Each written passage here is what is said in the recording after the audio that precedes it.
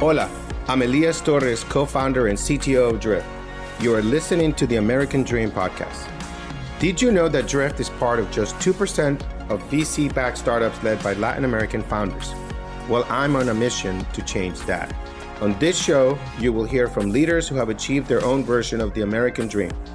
We'll talk about what the process looked like to get there, the obstacles they faced along the way, and the work we still have to do to build the new face of a diverse corporate America.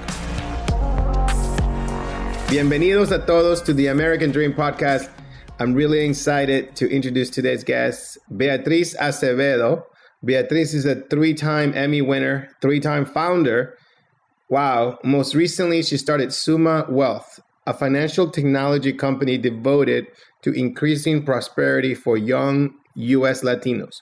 Beatriz started the company after her own experience learning the hard way how to save and manage money. So today we're going to talk about all how Latinos in the U.S. can and should start creating more generational wealth. Let's get into it. Beatriz, welcome to the show. Thank you so much, Elias, for having me. Very excited to be here. No, so many people mention you. You're a star in the community, and it's a privilege to have you here.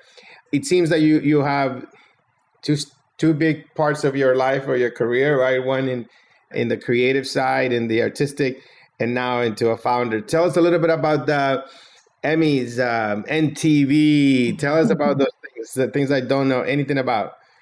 That was when I was young and cool, amigo. But I started my career very, very young, when I was 8, actually, as a child DJ in a menudo show called La Hora Menuda. And, from there, I knew I wanted to be in media. I saw very few people like me, whether it was radio or television or film. And I was lucky enough to be one of those 1% that get to be showrunners in this country. So I'm originally from Mexico.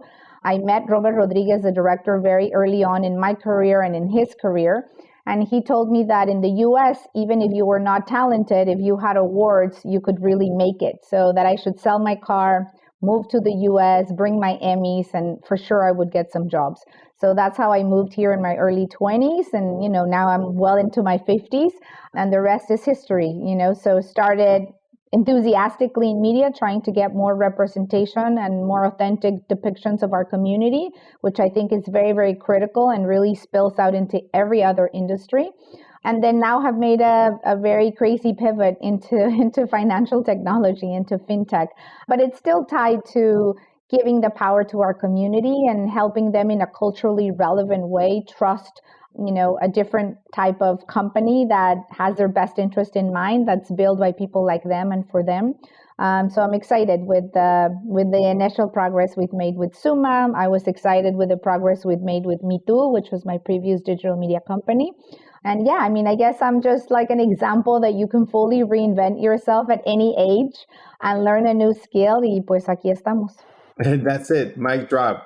Aquí estamos. That's right. Me Too is yours. Absolutely. Yeah, I remember that. That was pioneer, early Latina founded media company. Wow, there's just so much you just dropped on me all at once. I think I'm going to start with one of the first things that you said, which is someone said something to you and it just resonated so much. You packed your bags and you came to the United States, right? Yeah, listen, I'm a border girl, so I always had that hustle in me.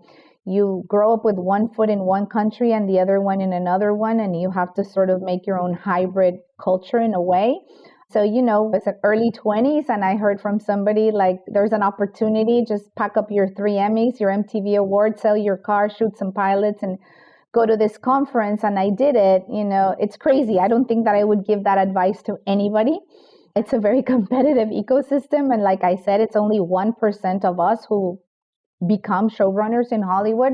But somehow luck was on my side. And, I worked hard, but there's a lot of Latinos, as you know, that work very hard and never get those opportunities. So, I think that's where I'm not going to say activism, but definitely my big focus into really bringing more people from my community in anything that I did. I would be so frustrated when I would meet with Hollywood network presidents or CEOs, and they would tell me they couldn't find the Latinos to hire. And I go back to my office and there's hundreds of Latinos looking for an opportunity who never get their phone calls answered from agents or managers, or certainly not the presidents of the networks. So that broken bridge was very annoying to me. And it continues to happen in everything, in boards, in venture capital, in entertainment. We barely pass that 2% when we are such a thriving force in the American economy. So I think since then, I wanted to really try to change many things. For one, the perception of who we are. And second, to really open those doors for that next generation. I mean, certainly in my 20s, I was very focused on me, on like, how can I progress in my career? Now that I'm in my 50s, I think my biggest goal is how do I open as many doors and leave as many Latinos ready to take on everything that I've been able to do, whether it's board seats or funding or, well, in media too, or being able to be a showrunner or an executive producer.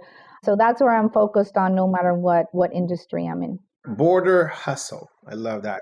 Yeah, it's so many things coming to my mind. I think I remember a quick story. I remember some seniors in college. I lived in Tampa. I went to USF in Tampa.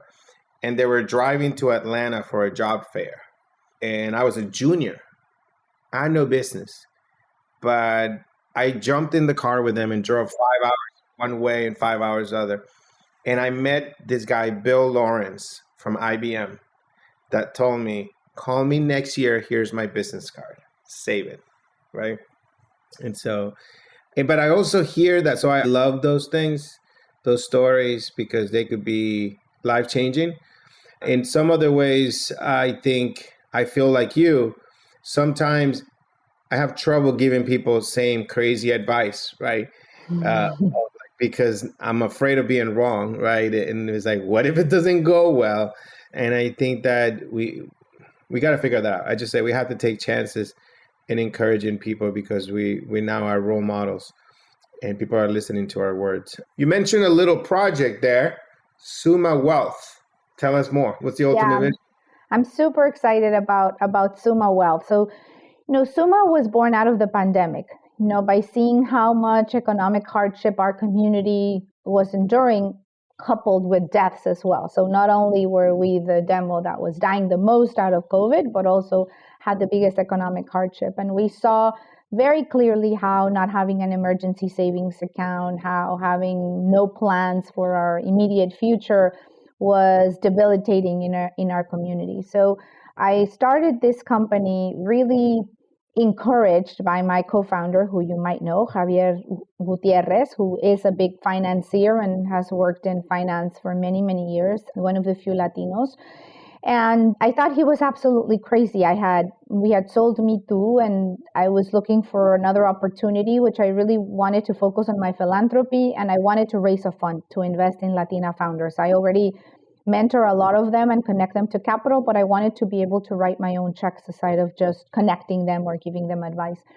And he thought my idea for the fund was horrible. I still think it's a good idea. One day I'll do it. But he thought that I should launch this fintech company. And I thought he was absolutely on drugs. I was like, I'm a marketing person. Like, how am I going to launch a financial company? That's just the stupidest thing I've ever heard. And he would continue to send me articles throughout the pandemic of how Latinos are the hardest hit. And I'm like, I get that, but what do you want me to do? Like, there's nothing I can do. And his hypothesis was that, a lot of the fintech companies and also financial institutions, not one you can point out of saying this is the one that owns the Latino community, that the Latinos truly, fully trust. So there's not one clear winner. So in a very crowded ecosystem, it's interesting that there's such an incredible opportunity. And he had the perception that because of my background in media and entertainment and marketing, I could build a really big community that had the trust, that, really felt like they belonged here, like I did in my previous company. And then the financial part was easy to hire people to just sort of like come and run. I still thought that was crazy, but I had a couple investors reach out and say, hey, what are you working on next? We'd love to back you. And it was very strange because I was like, I don't know, like, I don't even have a name of a company. What do you want to back? And it made me very uncomfortable when they would say, no, we'll back whatever you're thinking of doing. I'd never had that before. Even in my previous company, maybe because I started raising our Series A, it was very cutthroat, like, deliver. It wasn't like, we're betting on you, girl, So this was interesting, but I thought maybe I'll raise a little bit of capital and do a test and see if my hypothesis and his hypothesis of highly engaging, culturally relevant content, product, services would resonate on the financial side. And very quickly it did. We had a goal to have 150,000 users in year one, and we closed the year close to 600,000. So that was very exciting. And these are all US born, Latino, primarily youth, right? 18 to 34 is our biggest group. And it's the people that right now are enrolled in college, entering the workforce, and are those Sherpas, navigators, influencers in their families and their communities. And we knew that happened in other areas, but we weren't sure with data that happened with finance. Now we know that they manage up to 3 family members, financial accounts aside of their own, and yet they still don't understand what an emergency savings account is, what is a 401k. We have a funny series that's called 401k, so we take off the stigma of like, it's okay not to know. There's millions of people like you, and you're here to learn. So the company just really started to take off within our community as far as high engagement and just a lot of trust. The top 2 questions we would get at Me Too were, where have you been all my life, Me Too? And finally, a brand that gets me, or 2 statements. At SUMA, it's who do you trust and who can we trust? So a lot of power and a lot of responsibility at the same time, if you think about it. But we're very excited of the progress we've made. We partnered with a lot of the big financial brands and names and fintechs in the industry, really, who come to us for finance as a culture, as a financially, culturally relevant content, product, services as a service in a way. And it's been great. It's been a really great experience to, reimagine how our community needs to get this financial information and what do they really need, not what people think we need. And yeah, it's just been an incredible ride. It's over a year and a half. I swore no more startups for me, at this stage of my career, but I'm incredibly energized with everything that we've been able to accomplish. And, the goal is to help close the wealth gap in our community. So it's a very hefty goal, but if I can contribute in any way before I die to do that, I think I'll have a good life. Come on, let's be careful with those words, because I'm 46. And I'm much older than you. Tell me a little bit. Well, I love it, right? It's like I'm here selfishly trying to bring people that inspire me. And one of the things I'm trying to figure out, right, is how to change our community, right? How to change the lives of our people to be happier, right? To achieve their own American dream, because there's just so many struggles. I think it's public. You let me know, you don't have to go there, but it says that you created this from your own struggles, managing finances. You mind sharing a few stories there? No, yeah. Of course. So yeah, listen, we talked about my border time, but when I graduated college, I moved to Mexico City for a job, and I worked at the only TV network that existed at the time. And I had won my Emmys, and I had won my MTV award, and I was on every cover of a magazine, and I was the it girl. And I lived large, I had this penthouse in this amazing area in Mexico City, and I just felt like a bit untouchable, in my early 20s, like I've made it. Never did I think I could be fired from my job or something could happen. So I lived like a lot of Latinos, a bit irresponsibly. You're young, you don't really think about the future. And one day, I literally got fired from my job. I always joke that my mom, when I say this, she's like, ay, mijita, no te corrieron. I'm like, yes, sí me corrieron.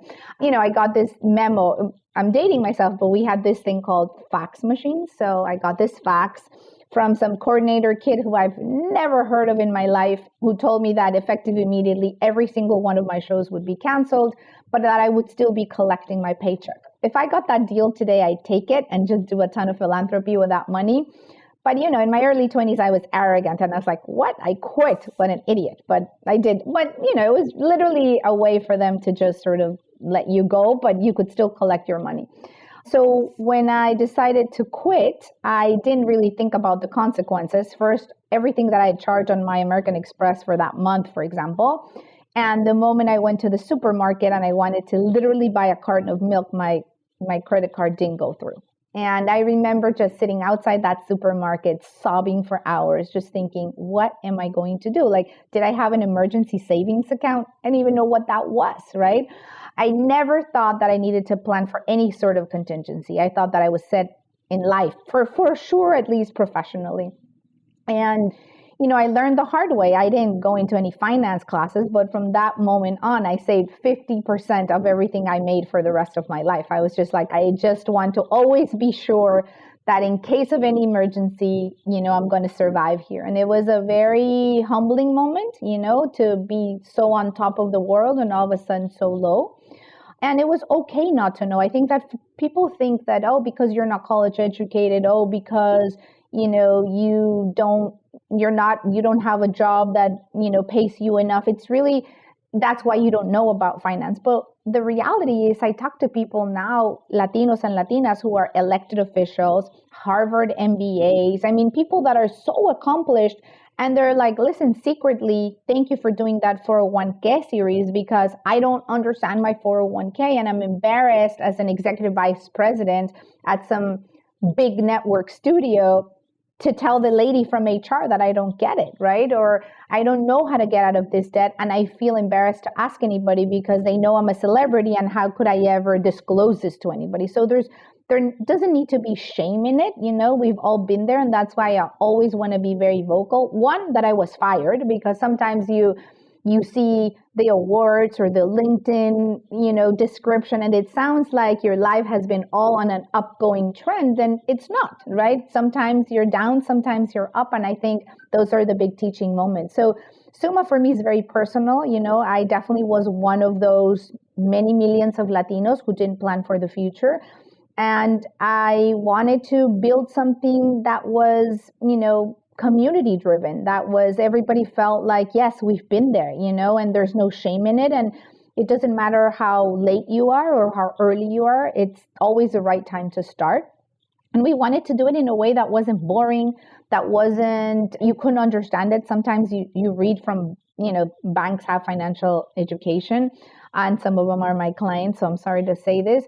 But it's very confusing when you read the content. You're just like, I am more confused now after reading this. And I understand they have a ton of compliance things that they have to put in place. So it's very, very hard to be explaining with an avocado how ripe is your credit, but we get to do that. Or to explain with a soft and a hard, tortilla, the difference between a hard credit inquiry and a soft credit inquiry, or to do a reggaeton song to help you up your credit, or to send people to a money mariachi plaza to help them build their emergency savings account. So we try to use culture front and center, even though it's in English or in Spanish, doesn't matter. For us, it has to be in culture. So with that in mind, I think that's our secret sauce of what makes our content very, very relatable and very, very engaging.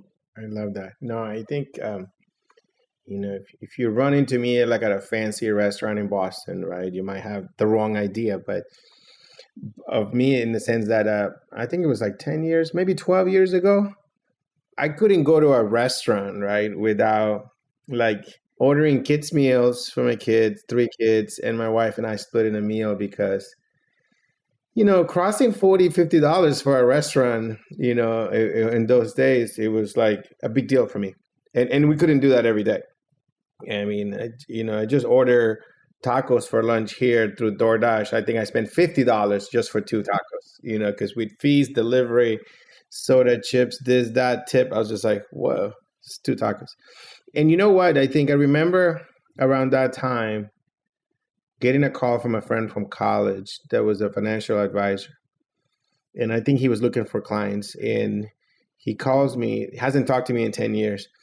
And goes through my finances and asks me all this question, right? Asks me, it's like, how much you spend on this, how much you spend this, how much do you make, blah, blah, blah.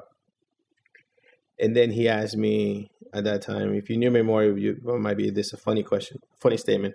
And how much do you spend on clothes a month? I said, I don't buy clothes. And he's like, well, that's not possible. I go, my mother works at Dillard's in Tampa. She sends me all the clothes that are like the sale after the markdown, after the markdown, after the markdown, which are polo shirts. So I had only polo shirts and jeans. Those were all my clothes. And so I said to him, I don't spend money on clothes. Put 0 for that column. I love that. And you know what? To be transparent, right? When I got that call, it was before I left IBM to do startups, but I already had a master's degree from Harvard University. And I lived at home with my wife, and I kind of had heard maybe a little bit of a Dave Ramsey podcast or something like that. And so I knew I needed some savings, like a 3-month or a 6-month emergency. Mm-hmm. But for one reason or another, I just couldn't save it. 3 children at home, my wife staying at home with the kids full time, school, work, a household. And that's how I left to start working with David Cancel, and that was kind of like my financial state at that moment. Right. No, and it's exactly what you're saying. I mean, what we're doing now, I wish I had that, and maybe there's financial advisors in Mexico. I'm sure there are, but the systems are so different, with how you can really save here and things are insured here. I remember how my parents lost everything in a peso devaluation when I was a kid. And supposedly their money was insured and it was in US dollars, and that disappeared overnight. It was like, oh, there's no more dollars in Mexico. Sorry. So I think that traumatic experiences still stay with you. So for us, what we're trying to do is really even democratize like who has access to a financial advisor. So what we have with our app, which is 100% free, total plug, but it's free, so I'm not sad to plug it. You get those insights exactly the same, right? Like how much are you spending? We'll do a checkup. We call it a financial limpia, right? Not with Sage, not with an egg, but with data science. We'll take a look at how your finances are and we'll give you an assessment. Listen, here you're a bit off, here you're good. This you have to echarle más ganas, but we'll coach you every day with AI-enabled insights. And we'll tell you, too many tacos, Elias, this weekend.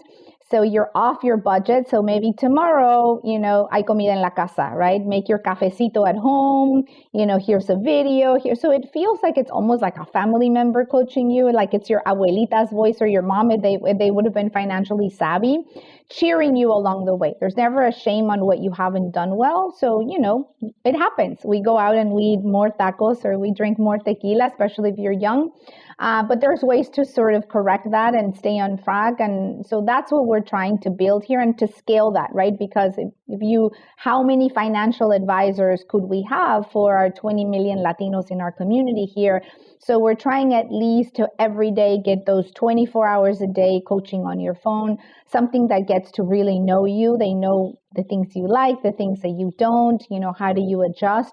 So we think that's a pretty innovative way to be able to support our community. And the business model is via an enterprise model. So we're working with a ton of financial brands from Morgan Stanley, Chase, Wells Fargo, Fidelity. I mean, there's a long list of how, they are supporting our community with sort of this, something that we're calling a wealth building membership, for example. So to our community, it's free. And to employers or to brands that want to connect to our community, they're the ones who are supporting our work for our community to be able to take advantage of all this free coaching. I love that. And by the way, I need a abuelita, a grandmother, telling me not to eat the tacos, maybe not for finance reasons, but maybe I need to not eat the tacos. No, but you know what? Tacos are very healthy. Like what? The tortilla is gluten-free. It has protein. If you put the guacamole, although we know it's extra, that's good fat. So I think food in our community is good. And I have to say, even though you did maybe overpaid for that DoorDash delivery, hopefully you're supporting a small business owner. That's how I feel. I'm like, listen, I ordered tortillas via Instacart and it pains me because I don't have time to go to my favorite local tortilleria, but now they have them on the app. And I'm like, you know what? I'm still supporting somebody in the comunidad. So I'm fine with it. Yeah, it was the driver and it's a taqueria, local taqueria. He wasn't like some... You see, crazy. So that's all good. And by the way, that financial advisor, you know what he told me? He hung up, left me, and said, dude, you don't have any money. There's no money for me to manage here for you, And, that's ridiculous. And that's why, what if we send our community to these financial advisors, they'd be like, well, I've heard some who are Latinos who are like, well, listen, I start at $1 million in net worth. I'm like, well, who am I going to send you? Not to say that there's not Latinos that have $1 million or more in net worth, Yeah, no, I but agree. the people who really need it. I mean, we need to use technology at least to get them on their way.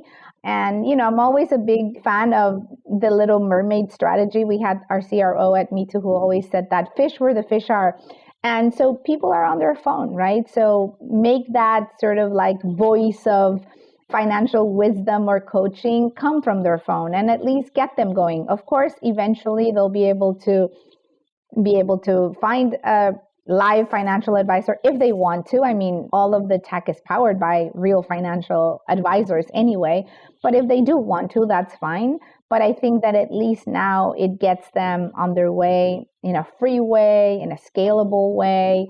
Because I do think that, back to my co-founder, Javier, who was like, always, listen, I know, Bea, you're such an enthusiast of philanthropy and representation and, Latinos on boards and all this stuff. But until we have economic power, like we're never going to have true power in this country. And the more I thought of, I mean, as harsh as it sounds, because it sounds horrible, but I think about entertainment industry, right? If we were like the Jewish community who were able to fund our movies and our shows and buy our networks we'd be in a very different place when it comes to representation. If you think about venture capital, if we had our own funds and our own LPs and our own PEs, I mean, there's some Latinos who have them, but we'd be in a very different place as well. So as capitalist as it sounds, of like no power without economic power, there's some truth to it. So I do think that it's very, very critical. And obviously we read all of this of Latinos being the most entrepreneurial, and sometimes maybe it's by necessity, right? Like me, people are like, how did you become an entrepreneur? I'm like, oh, when I got fired from my job and I had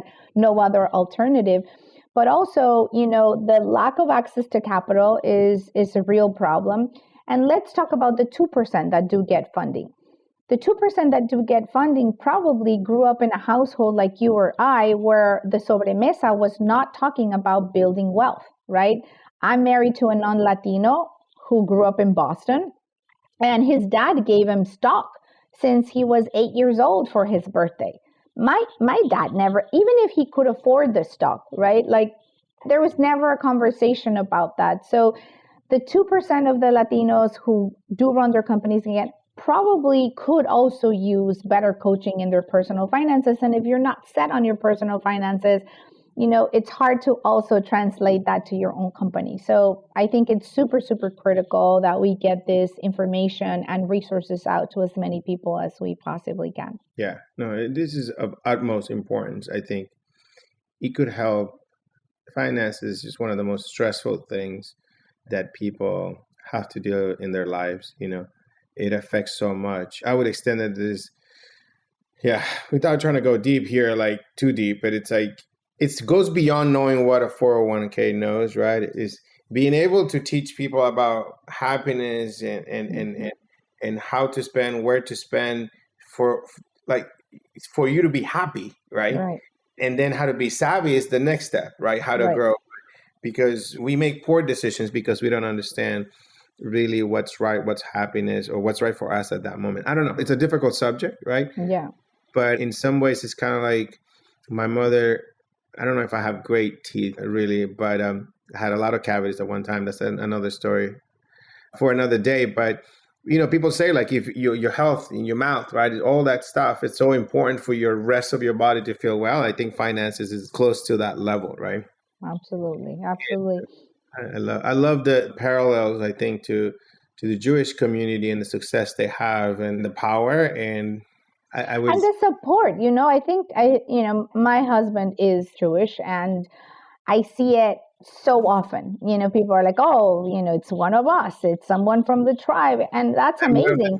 Yeah. And I see that in our community, at least I think in the older generations. I'm hopeful that the younger generations are going to have less of our scarcity mentality that I see in the older generations, where, people have worked so hard to get on that public board that they're mortified for somebody younger to come in and take their place, even if it's a Latino. For me, I'm like, the moment I got to give up these seats, which I'm happy to give up, that's my time. You want the younger blood, the different perspectives, the different insights to come in here. I think that the younger generations have grown up with a little bit less of that scarcity than we did. And hopefully they'll be more community inclusive and really understand the power of collective impact, right? Like on your own, for sure, you're able to get so far.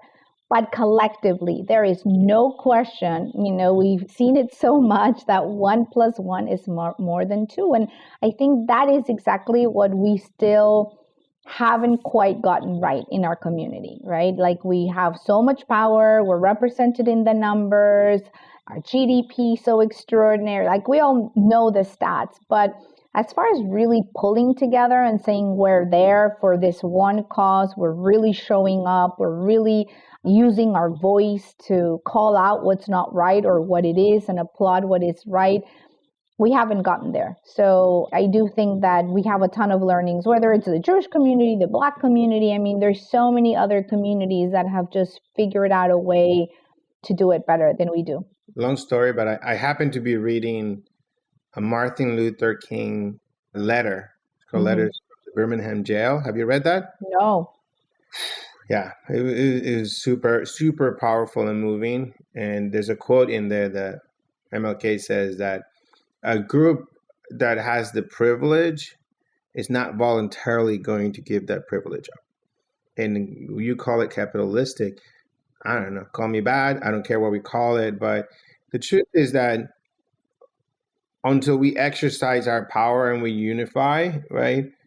I mean, we're already pretty big, in this country. But until we really understand the problem is that we have so many different countries and we're all like, I'm going to say this ugly phrase that sometimes people say about Latinos, which is we're like crabs in a barrel, and not understand that we model how do we help one another. What you're doing, right, is to combat that, right? And to show that you could be retired, you could be relaxed, you go to a couple of board meetings, but your passion is educating us, right, and how to go and do better. And so I think that we need to keep educating, we need to keep saving, but there's going to be a reckoning where we're going to keep growing, and the financial power that we're going to have needs to be harnessed Absolutely to the betterment of this community, right? That's where this needs to go to. So you're paving the way. It's going to take us time because it takes generations, but we're here. We're part of this country and we love it. So, no, but you're paving the way. I mean, there's so many Latinos paving the way. I mean, you've done so much just even as a role model for other founders of what's possible, which that is incredible. I know by default we're going to get there, like to your point with the economic power, and we'll eventually be those CEOs making those decisions in most, just by default, right? Look at the numbers, look at the births of kids, we're already majority Gen Z. So Gen Alphas are the majorities now that are Latinos, not Gen Zs.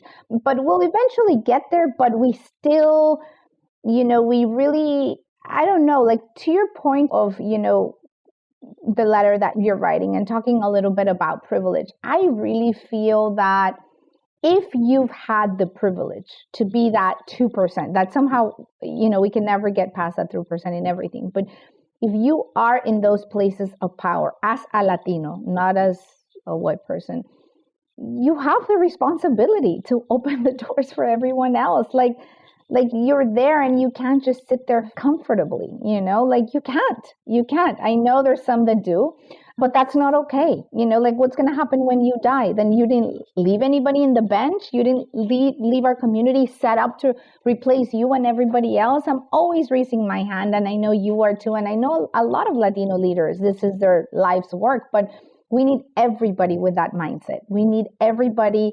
It's not like, quítate tú para ponerme yo, that little saying of like, no, like there's room for all of us. There really is. And we have to just be uncomfortable pushing for it. Sometimes, it's easy to be like, oh, I'm the only Latina on this board and look at all these celebs or incredible, iconic people. I'm just going to keep quiet. No, you still raise your hand and ask for where are the other Latinos. It's not good enough for you to be the only person there. It's not good enough for you to be the only one getting the funding or you being the only one inviting to these transformational events that nobody else gets an opportunity.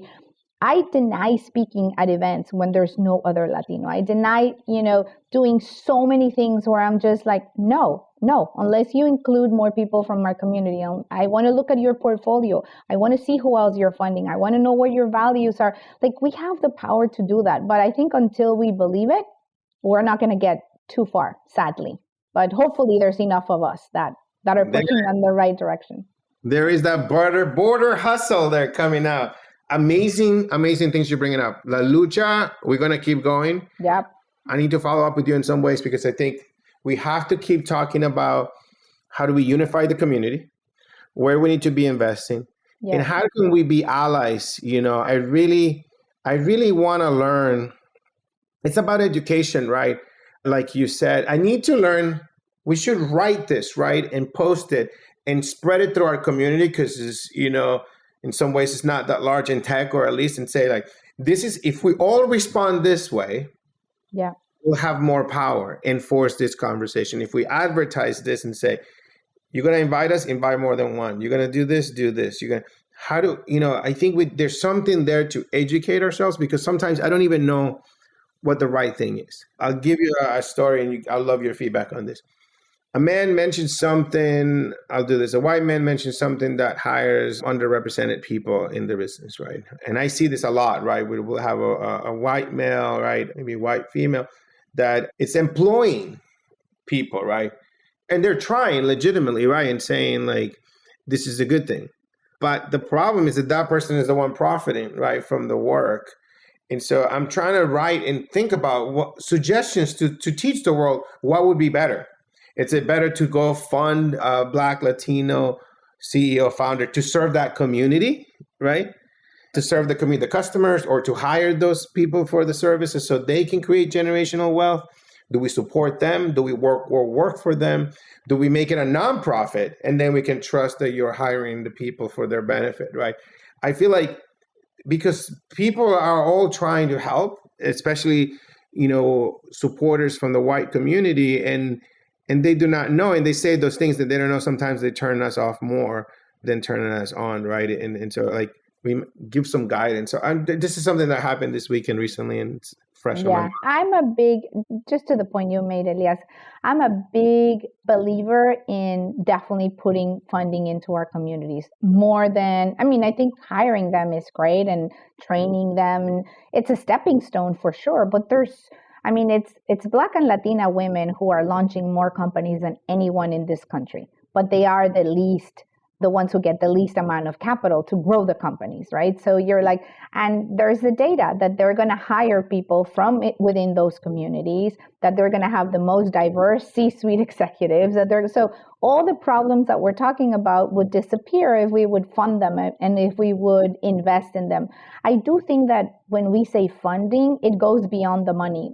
We have a program here in LA called the Founders Fund, where my own foundation is involved in, along with the Annenberg Foundation in the city of LA. And we have a lot of allies of every color, every background. And we give non-dilutive capital to primarily Latino and Black entrepreneurs in the city. But beyond the capital, we give them a 3-month training program with the top CEOs from their industries, right?